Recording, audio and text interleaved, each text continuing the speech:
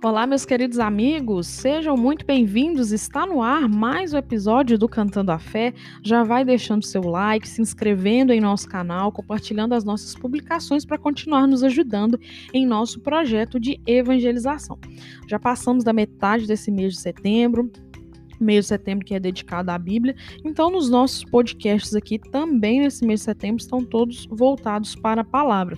Seja na catequese no seu dia, se você ainda não acompanhou o episódio de hoje, já está disponível aqui no canal, seja também aqui no nosso Cantando a Fé. Na semana passada, eu falei sobre a força da palavra de Deus cantada, e hoje continuo falando sobre a palavra de Deus cantada, mas dando mais ênfase para os salmos. Então, primeiro eu vou dar uma introdução aqui para a gente relembrar alguns assuntos que eu já falei aqui em episódios idos do nosso Cantando a Fé, e depois a gente introduz de fato ao tema, né? Então a gente começa aí falando sobre a palavra de Deus cantada.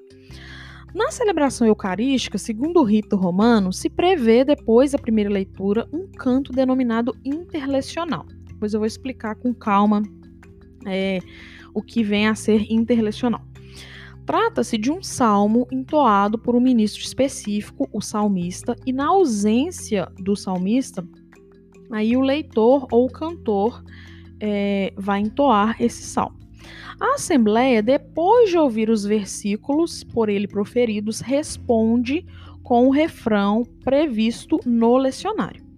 O elenco das leituras da missa prevê a celebração litúrgica da palavra de Deus como oportunidade na qual ela, a palavra, se exprime de maneiras diversas, de modo que seja sempre viva e eficaz. Para o elenco das leituras da missa, o salmo responsorial é uma parte integrante da liturgia da palavra.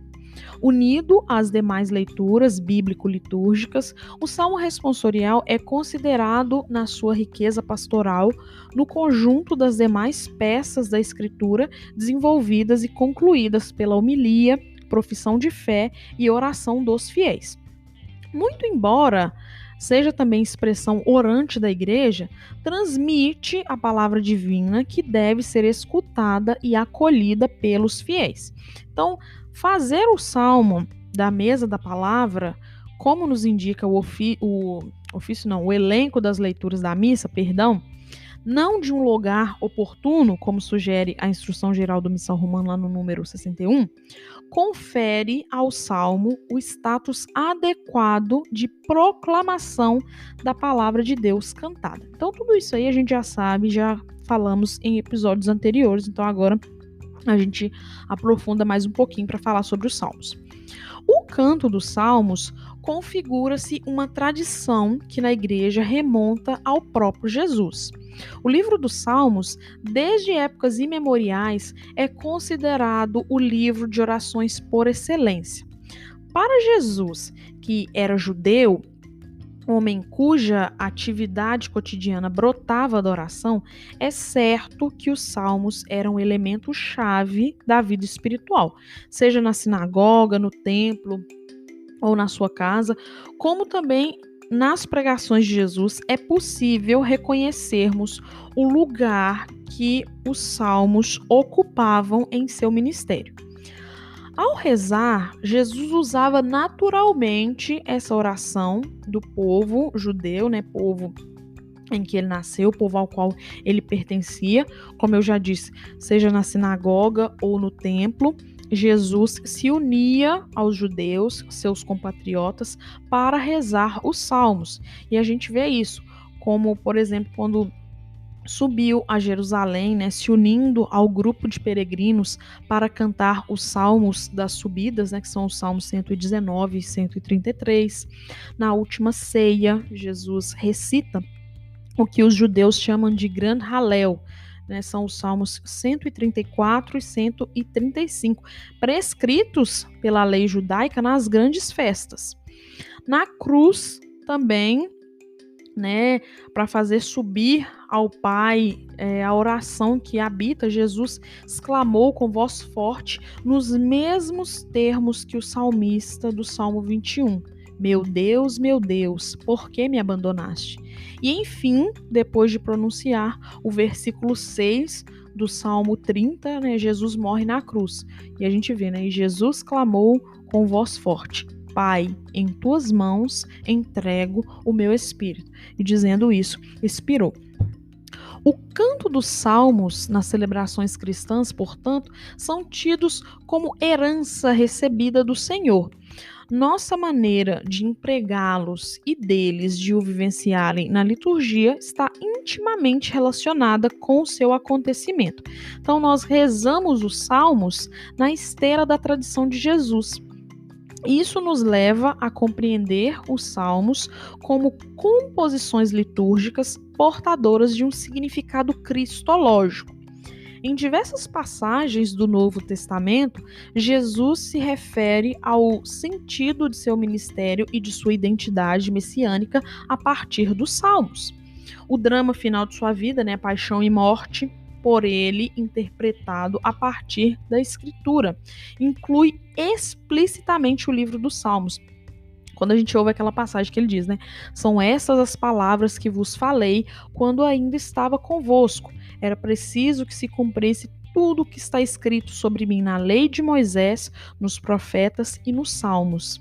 Desse modo, os salmos não são apenas encerram a oração de Cristo, mas, sobretudo, revelam sua alma, sua vida, seus desejos, inclinações e também seus sentimentos.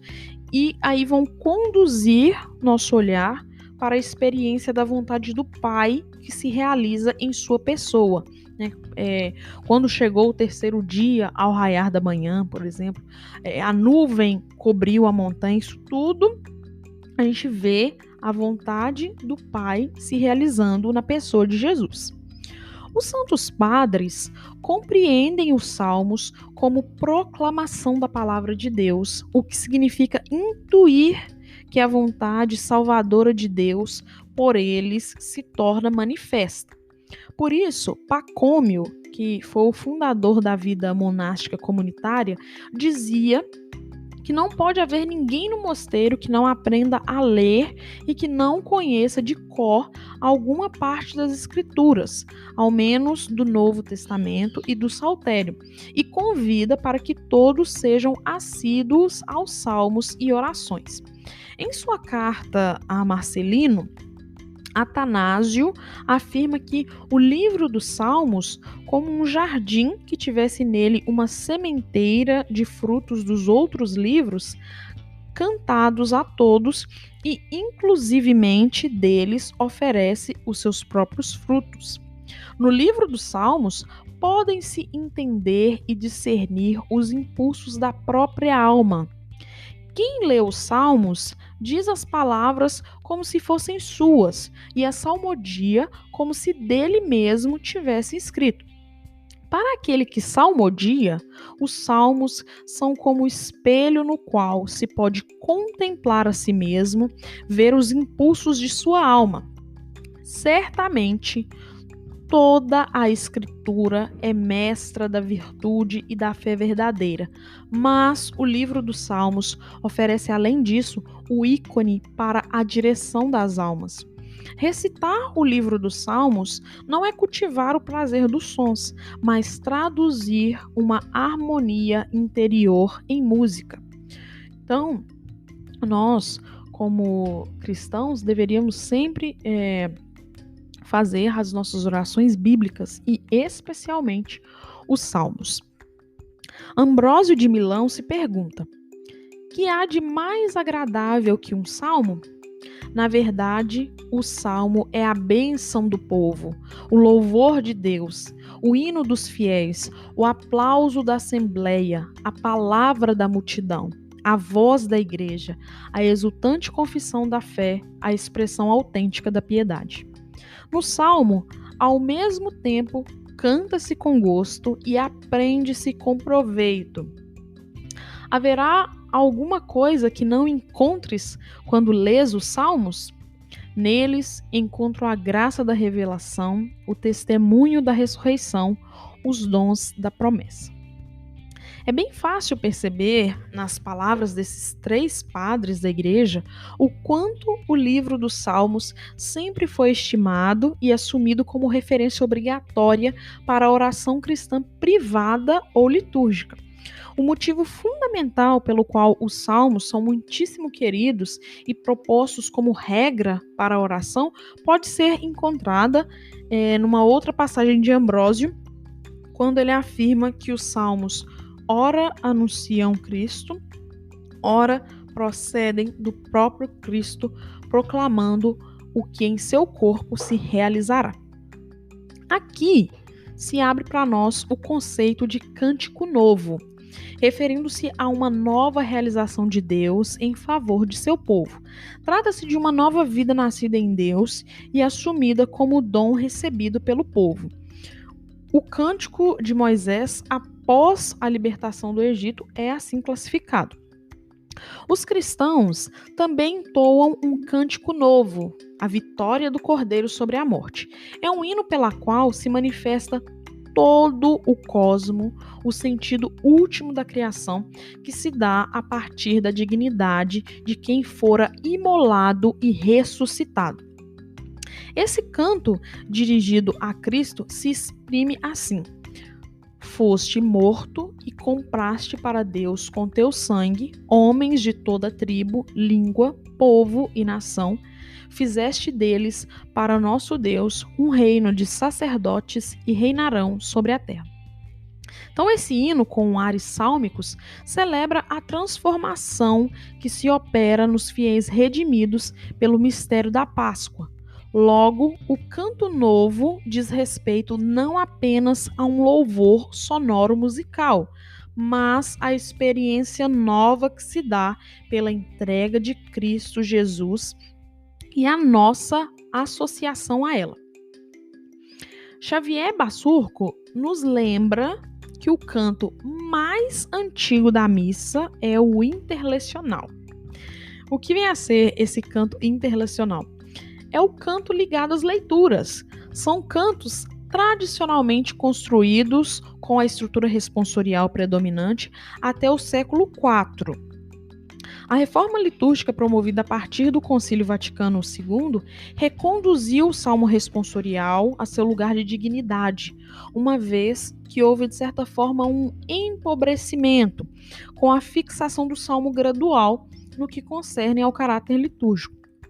Esse salmo gradual é composto de pouquíssimos versículos e sua melodia é bastante desenvolvida, o que exige grande habilidade para executá-lo.